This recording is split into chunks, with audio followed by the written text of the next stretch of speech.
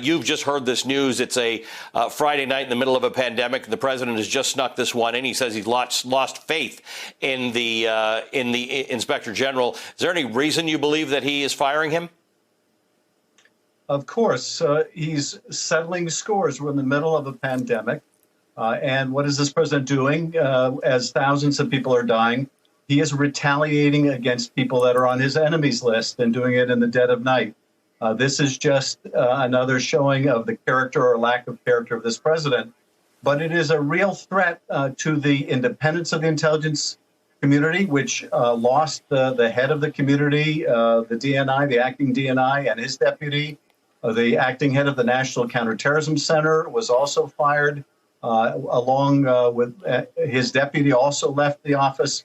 So he's decapitating the leadership of the intelligence community in the middle of a national crisis. It's unconscionable.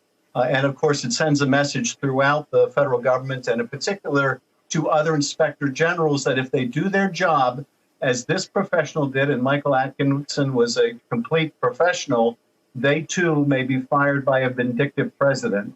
Of course, the sin here, Ali, was that Michael Atkinson revealed to Congress that the administration was withholding a whistleblower complaint, an urgent complaint in violation of the law.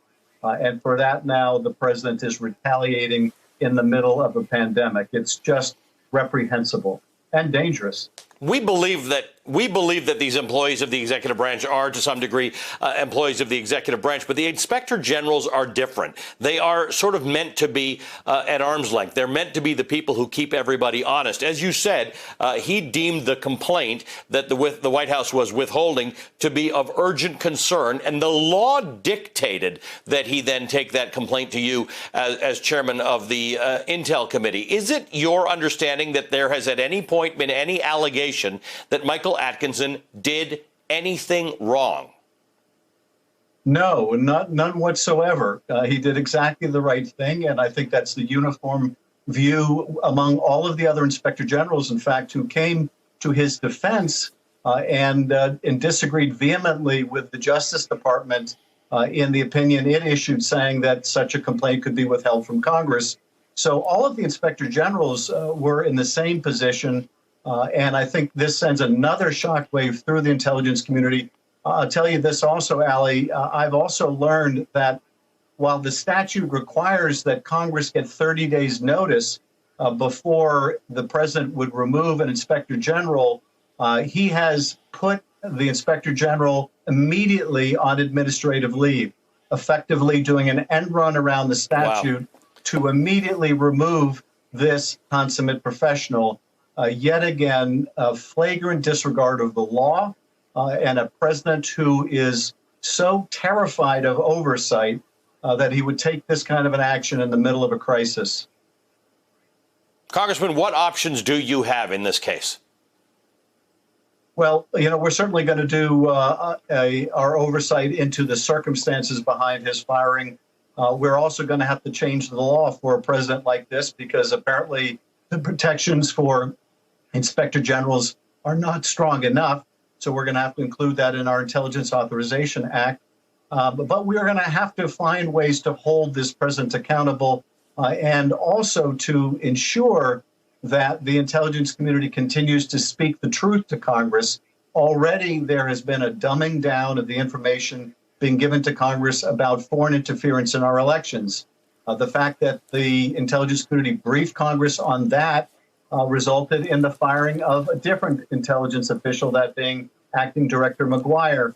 So we are going to have to push back in the Congress. We're going to have to continue our vigorous oversight.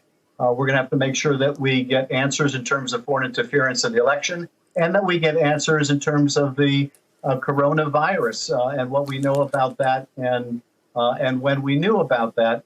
So this is the president's way again of trying to stifle oversight, and Congress is going to have to push back. It will once again test whether there is any in the Republican Party in the House who are willing to do their institutional jobs and speak out and also support our oversight actions.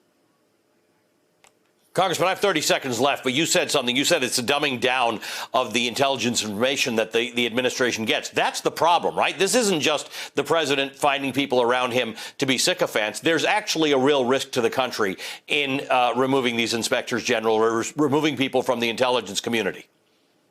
Absolutely. I mean, if there's an issue, for example, in the intelligence community regarding the coronavirus, regarding reporting on the coronavirus, or problems with whistleblowers, or maybe there is a whistleblower and we simply don't know. But if this is an effort to stifle anyone who might criticize or report wrongdoing in the midst of a national emergency, he is doing the country another tremendous disservice.